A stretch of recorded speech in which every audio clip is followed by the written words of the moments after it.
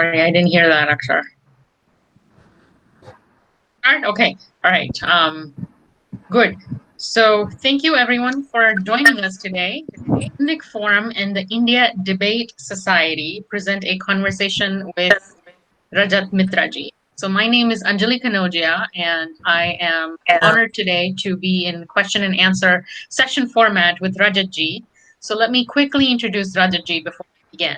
Rajat Mitra is a clinical psychologist and a Harvard alumnus. He has worked with survivors of trauma, including refugees and terrorists in many different parts of the world.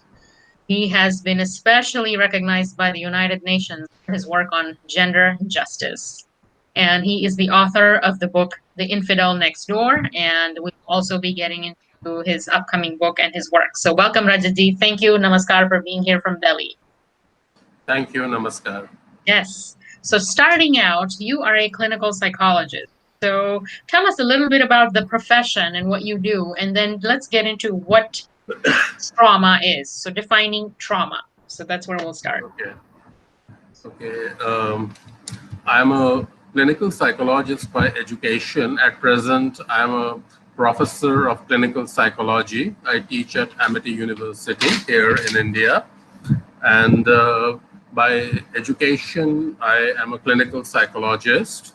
And before this, I was working with human rights defenders across Asia. I worked for almost 10 years, people who were persecuted or traumatized, working with them, preparing their cases clinically.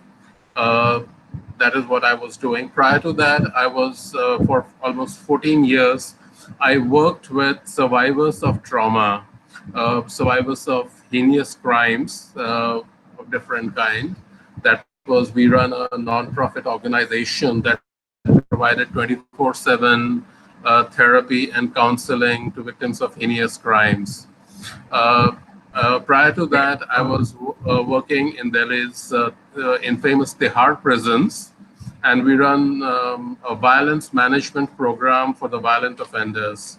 So mostly I worked with people who were booked for terrorism and other violent charges. Prior to that, when I started my career, that seems like a long time back right now, I worked in a rehabilitation center for emotionally disturbed people called Sanjeevani Society for Mental Health. It's very well known. So I was its in charge, and I was working with young adults who were suffering from bipolar disorder, schizophrenia, and helping them to get rehabilitated in society. So this, by and large, has been a broad spectrum of the work that I have done. And currently, I'm taking a break and finishing the writing work, that because I have got notes of 35 years, and there are many from survivors who told me their story and gave me their permission to write. So I'm taking a kind of sabbatical from the clinical and social work which I was doing, and right now I'm busy writing and teaching students. So that's briefly me. Wonderful. No, that is amazing. So, sir, let's start with what is trauma? So, a typical patient that you see, whatever they're suffering from, will you please tell us what trauma is?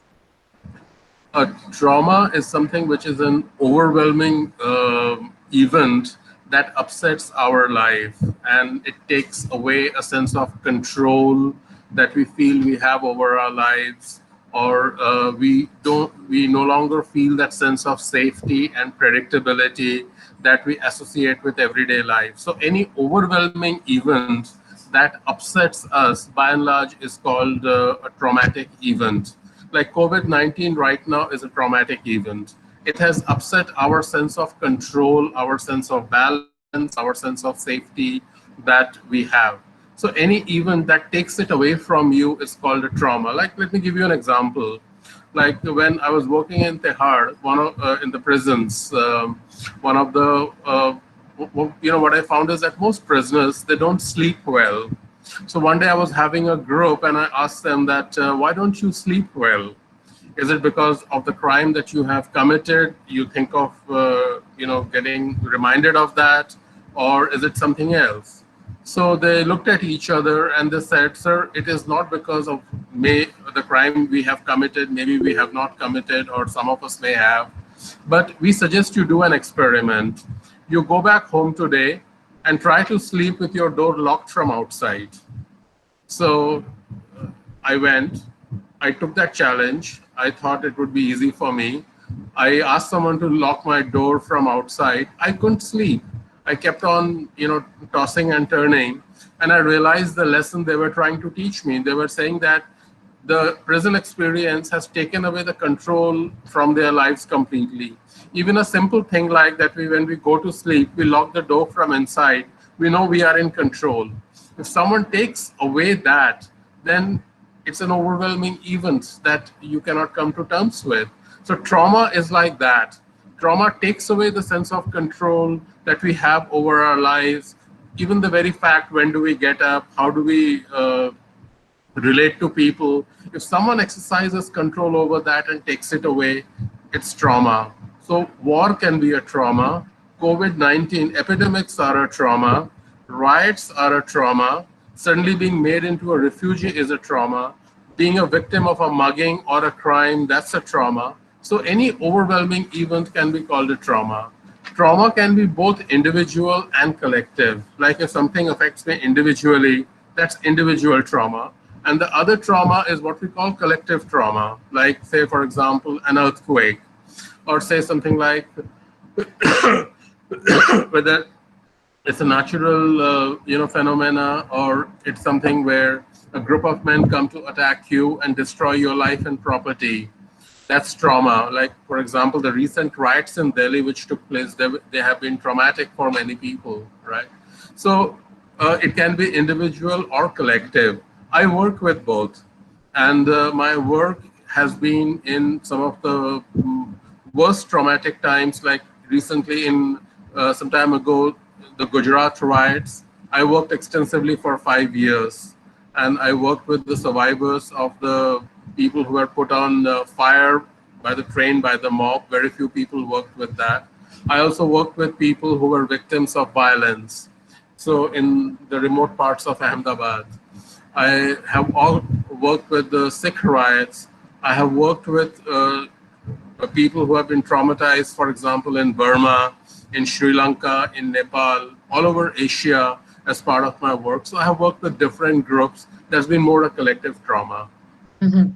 Okay, and my reason for asking about trauma is that eventually I want to come to colonization and how that affects people collectively. But before that, the link is that epigenetic studies show that trauma is inherited and passed on. So it's not just the people experiencing trauma at that moment in time, but then this can be passed on to the kids via Yeah, genes.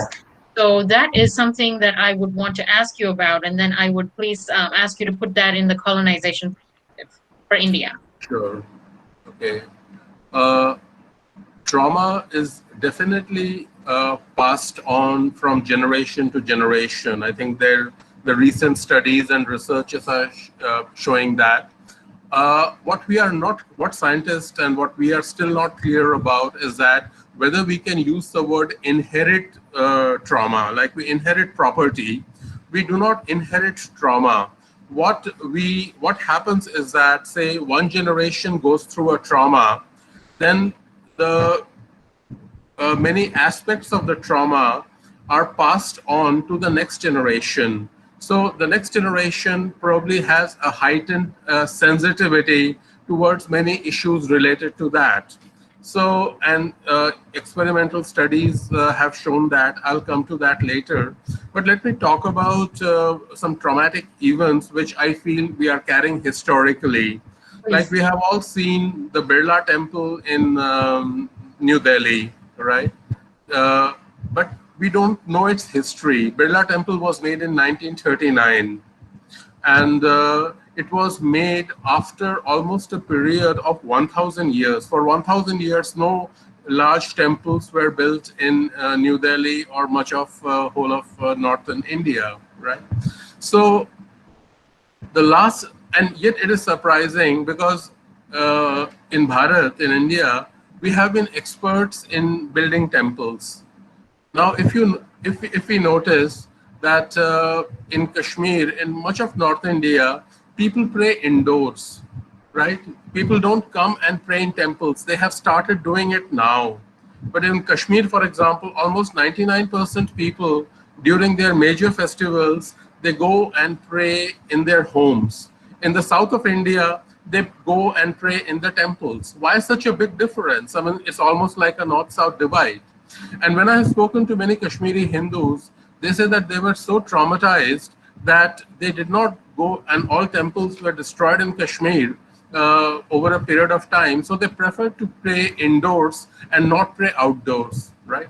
Now, this is a trauma. This is something that, and it has been passed on from generation to generation. There is a heightened, sensitivity towards any issue related to temples, towards any issue related to temple construction. That's why probably after 1000 years, Birla Temple was built.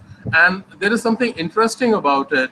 No less a person than Mahatma Gandhi came to inaugurate that, right? And it was kept a low-key issue. I spoke to one of the persons who knew about its construction and who could tell me something about it.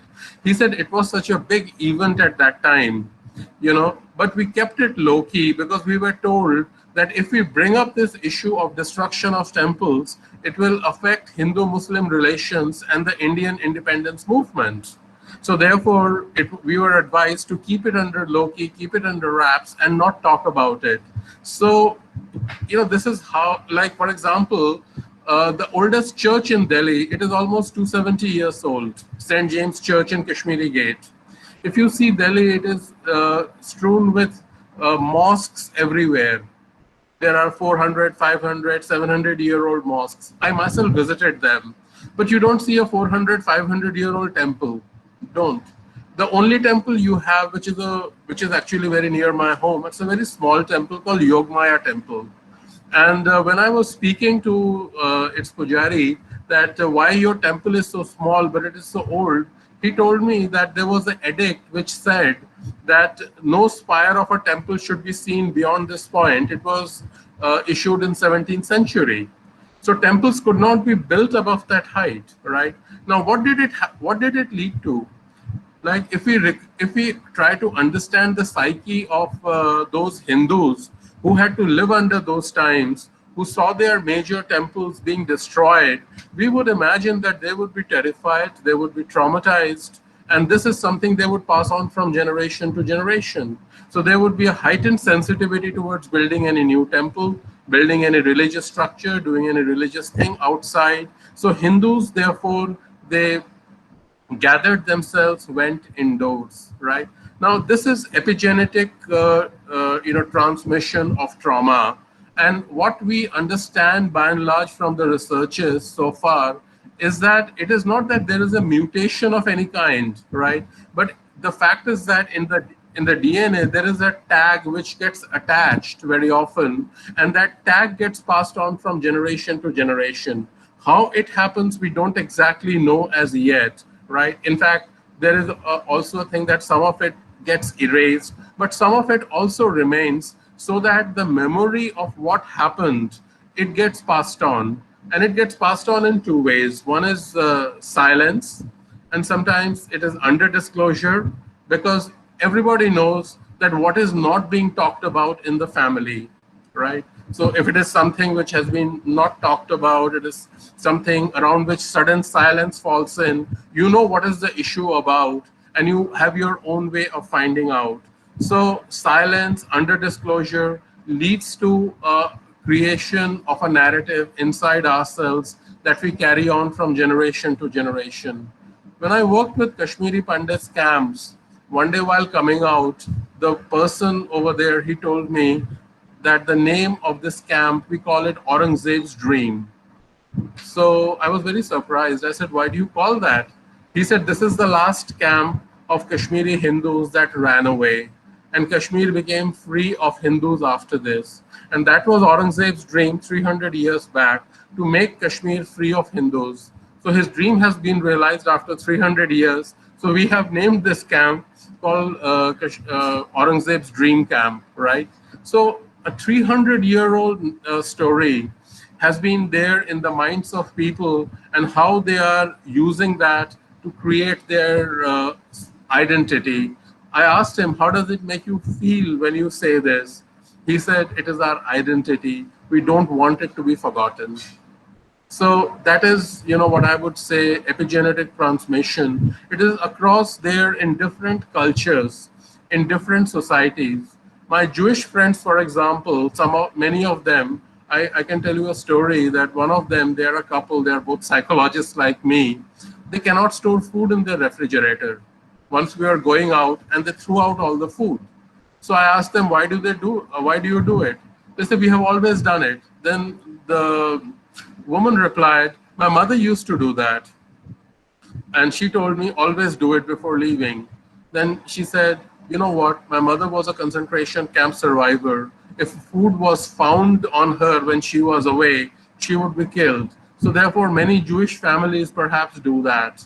So, she said it in a very restrained way, as if it was difficult for her. Sorry, it was a grandmother, not mother. So, the grandmother told the mother, then the mother told the daughter. So, three generations have, gone ahead and done that. So, because trauma has been so political, because epigenetic transmission of trauma raises such a hornet's about the past, about the genocides. So, therefore, research in this area has been very little. Grants are difficult to come about.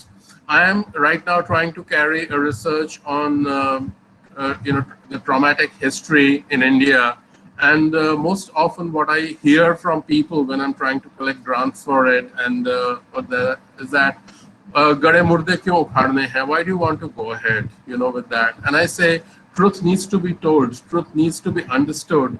That around that only we can form our new identity. Mhm. Wonderful. No, thank you for that explanation. So, Rajaji, even that story, the Jewish story, and of course the temple story, how there haven't been, um, there are edicts and laws against building this from the 17th century. How has that affected our minds? And how is that passed on to us? So, can you please put that in perspective for us? Sure. Um, what has been seen is that in when in intergenerational trauma, some of the feelings which get transferred on are shame, humiliation, guilt, anger that we carry inside our psyche. That it is something that we develop a heightened sensitivity towards these issues. We don't feel that we have power over them, we have control over them, right? Now, let's take India's constitution. We all, if you have read the Article 25 to Article 30, we know that today Hindus have literally no control over their temple land, the money that comes from that, even their right to teach their religious books. We don't have that in India, but other religions, they have not only the right to build their institutions, they have a right not to give back any money out of that to the government. The government can take over a Hindu temple. The government can take over all its property. The government can do and spend it as it wishes. Now, how did we come to this pass? How is it that there has been for 70 years we have existed under that condition, not protested, not talked about, not raised our voice against it? It is perhaps because of the fact that over a period of time, that slavery, that colonialism that we have gone through has brought us to this point where we feel that we don't decide our destiny, we don't decide our fate, we have no control over ourselves. And today, if you see Hindu society, it is a society on its way to get back the control it had over itself centuries ago. And I think that that is our aim, that is our goal, that for our generation, I mean, the generation after us and the generation which are coming, we can give them back the control that our ancestors lost many centuries ago. I think that is the way I would see the future path of history of India going, that Hindus feel control over their destiny, over their fate, over whatever their possessions are, their religious structures, and all things considered, which around which Hindu identity is built. Okay, so we know what the problems are, century-old problems of Yeah, historical problems, and then let's talk about healing. And I'm interested in this, and we especially scheduled you today because tomorrow is International Day of Yoga. So health and healing are paramount, right? Especially everyone will be talking sure. about it. So let's talk about healing, but then from a micro level and then the macro level, so individual level and the state level. What can the government do, and what can the individual do to heal some of these scars as we move forward? Uh, I think to heal, it's a very important question. One is that it's important to know that Hindus today, for example, are trying to build an identity around yoga. We are claiming yoga as ours, which is rightly so, and which is not, which is being hijacked in many ways. Like for example, we have today Christian yoga. Now, I don't understand what is the purpose of having a Christian yoga or such and such yoga. We have aerobic yoga. So the identity of yoga is to being diluted in as many ways as possible, right? It is important that we develop this identity as our own. We claim this identity as our own. We pass it on, but we don't let that dilute that.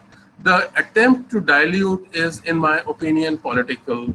Today, for example, when you see Rama dressed as Christ in parts of India, or you see that you know, in place of Saraswati playing the veena, it's a figure of some other religion playing the veena.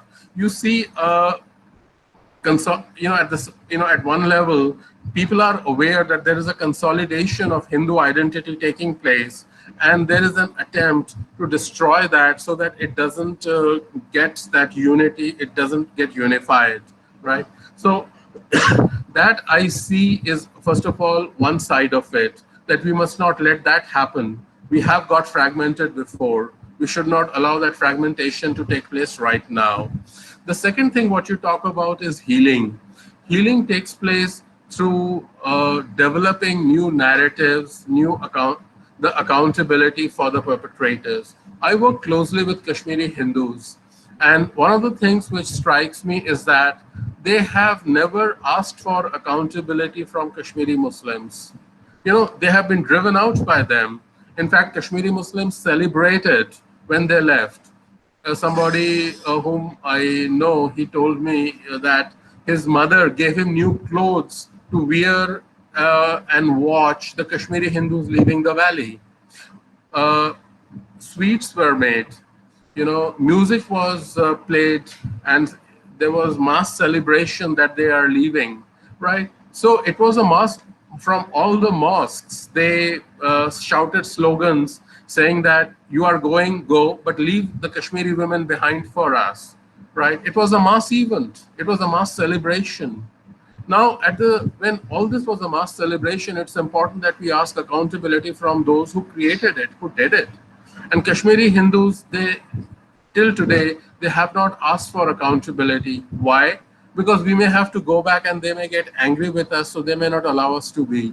Now, this is a myth. It is not going to happen. We need to ask for accountability because there is an issue of justice involved over here.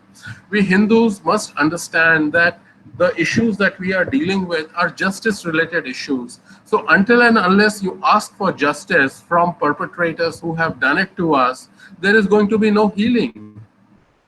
So, Right. it's like the way the Jews, they flooded the world with what had happened to them.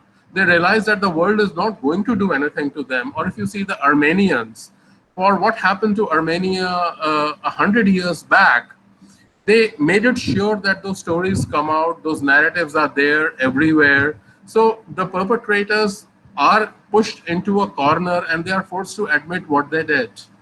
That, to me, would be healing. And that is something that we as a society right now must start doing so that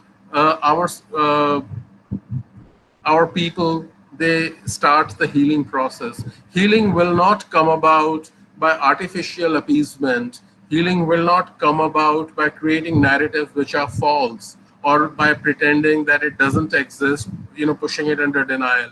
Healing would come from asking for accountability.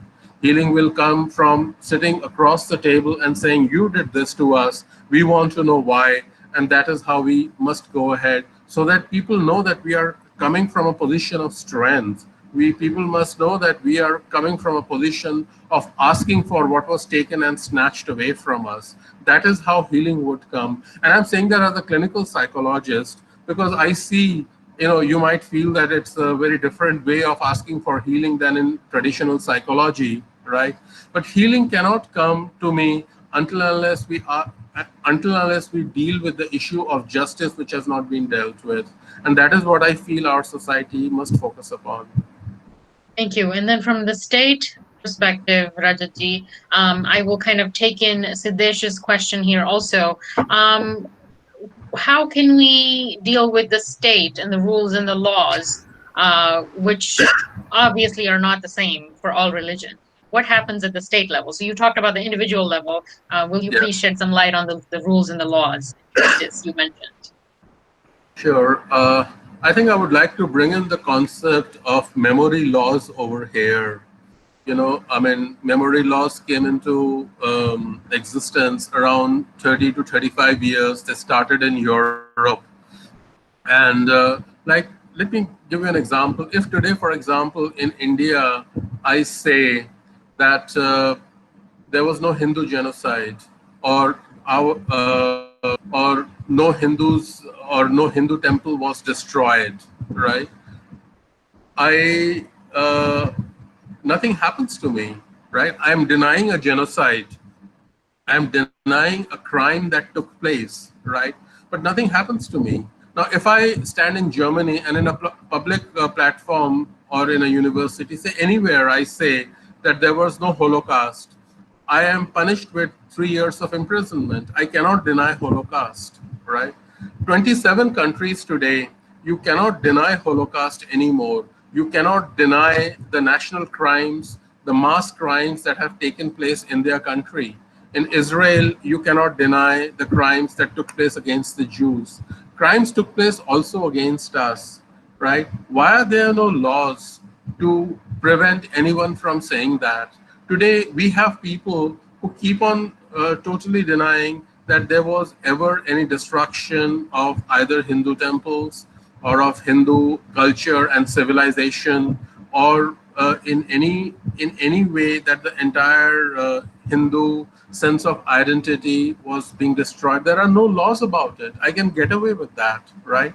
Now, why did those nations, why did so many countries are building laws around the recent memory?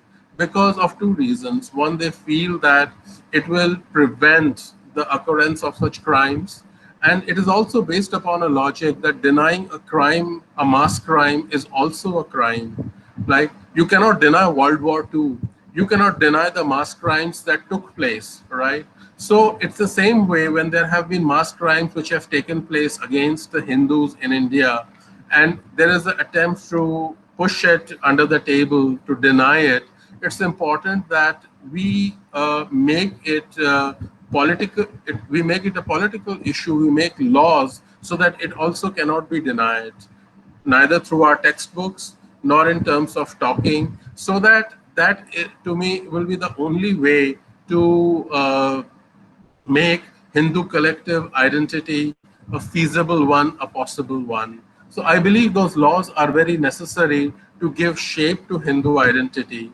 Today, I have many close German friends, and when I ask them that what is the most important law for you in Germany, they say it is that we cannot deny the Holocaust, and therefore we know that we will never create such a situation again, right? If you ask, I have asked Jewish psychologists, and Jewish psychologists are also, Jewish psychology is one of the best in the world, possibly, possibly amongst the best. And they also say we have made it impossible to deny this, so that no Jewish child ever forgets that how we came to this past and why it cannot be recreated again. So that sense of identity is very important for us also to filter through those who have gone through centuries of atrocities, slavery, and colonization. Until unless we make a law to to deny all the crimes that took place. And I'm talking of crimes which are evidence based, which we know that we took place. The new identity that we are trying to give ourselves as a free nation will not come about. This is what I feel strongly as a psychologist with my limited understanding of law and politics and society. Mhm. No, thank you for answering that. And this brings us to our next question. And this I will close out and open up the Q&A right after this. Rajatji, tell us about your book, please, and that will hopefully segue into a good Q&A. Okay, so uh, my I'm author of a book called The Infidel Next Door, and this book is based in Kashmir. It is based upon how the civilization in Kashmir slowly came to an end, how it was brought to an end by the belief that Kashmir should be evicted of Hindus. So, and how Hindus resisted, how they fought back, and this is a story of the way in which the Hindus have resisted. So, this is the theme of the book. But another one which I want to tell you is that almost every publisher liked reading the book very much, but they rejected it because they said that this is a theme that is too sensitive, too dangerous for India, and that is destruction of Hindu temples. Right now, this is what I found, that any topic to do with destruction of Hindu temples, universities, or books, or culture, or identity is a taboo topic for by and large for all publishers. No one wanted to no one wanted to publish this book. I had a great deal of difficulty.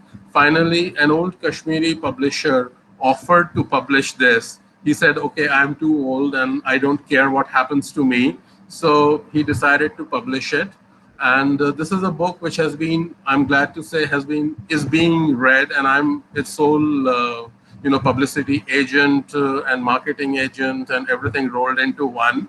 Right, I was in United States some time back on an invitation where I spoke about this book at many forums, and this book is increasingly being read by people, and I'm glad to say that people have said that it makes them aware of the resilience of Hindu people, of how we survived, how we dealt with onslaught for over 1,000 years. Right. So my book is a book about Hinduism. The book that I'm currently writing, it's called The Island Without a Shore. It is about a family who who lose almost everything in their fight for freedom, who believe that the British will not go except through violence, and who go ahead and join the Indian the INA, the Indian National Army, under Subhash Chandra Bose, and who realize at the end that even though it is their blood that has given India her freedom, but the narrative of freedom has been usurped, and by others who has talked of it as a non-violent struggle. So this is based upon my research, and it has a very interesting big story. Like, we had gone to Andamans, and there we met this group of 15 people who come there every year on 15th August. We had gone there around 15th August. So they became my friend, and they said that they have a very interesting history, a poignant one. Their grandfathers, relatives, uncles, they all perished in Andamans. So, to commemorate the freedom, since 1947, they have only come to Andamans, they never go to Delhi, because they believe that it was the Andamans, the people there, who actually gave India her freedom, not the people who celebrate freedom from Red Forts. So they told me their story, and about how their uncle, their fathers told them that how they gave their lives for India's freedom. So it was those people who gave their blood, who gave their lives, who suffered brutalities, that has been completely washed under the. I felt so. I spoke to them for hours, and my book is based upon that. It is also based upon something else. It is based upon my realization that how cruel and brutal the British were in their ruling of India. The way they tortured us, the way they created atrocities are far worse than Nazi Germany. But they have maintained a facade of being gentlemanly ruler. So my work of fiction is a psychological work based upon that, and I hope that it will tell many people about what really truly gave us freedom and what did not. So I've tried to tell you in a nutshell what they are. Yeah. Thank you, and we look forward to reading these. And in your book is on Amazon, The Infidel Next Door. And when Yeah. is the other one coming out? By hopefully middle of next year or even Okay. earlier. Okay. And I Great. have a yeah, I just want to say that Yes. the I'm doing a research right now on transgenerational trauma about the different temples in India that were destroyed, were desecrated. There are around few hundred such families who contain the history within them, of the destruction of temples. And I am doing a psychological research to find out about the atrocities on Hinduism because they are the carriers of that, and I do not want that to get lost. So the book, the royalty from the book, helps me towards that research because I cannot expect anyone to give me a grant for that. No one will do that. It is my own motivation, and I do that. That is the world around Rajat. Anything that is pro certain belief systems does not get funding, does not No, get published that's in a journal, does not get, yeah, goes to a book publisher and gets rejected. So I'm going to plug in the Indic Forum there. I mean, we're not even close to doing any of those things, but we're at least trying to let the sure. conversations happen in a free manner. So that is part of the purpose of the Indic Forum. So with that, I open up the Q&A, and Siddeshi, I think you have a question. So if you want to go ahead, please, or whoever, please.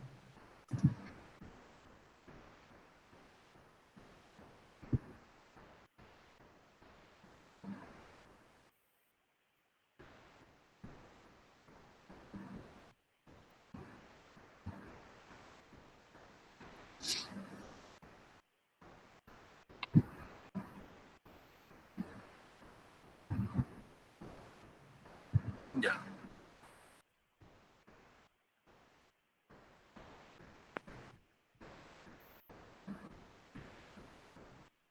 sure.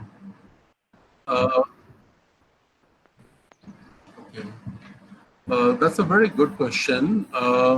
First of all, it has been seen that the impact of trauma is far deeper because it affects the nervous system, the brain in a far deeper way.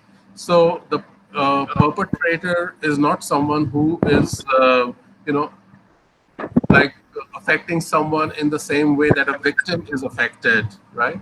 Perpetrators very often they say that they are following orders. They are only like Eichmann and all the people who were tried. There no abnormalities were found in their brain, and that is something that surprises. That how come people who can be very good parents with their children go ahead and at the same time shove children onto gas chambers, right?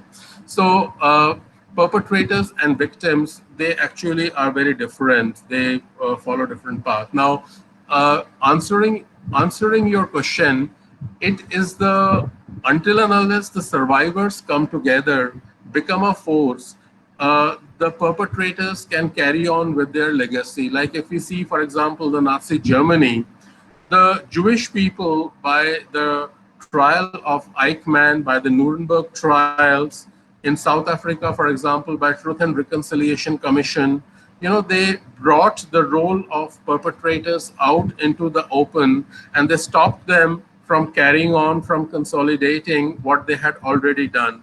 So until and unless the survivors come forward, it is very difficult, to stop the perpetrators from going ahead and carrying it out.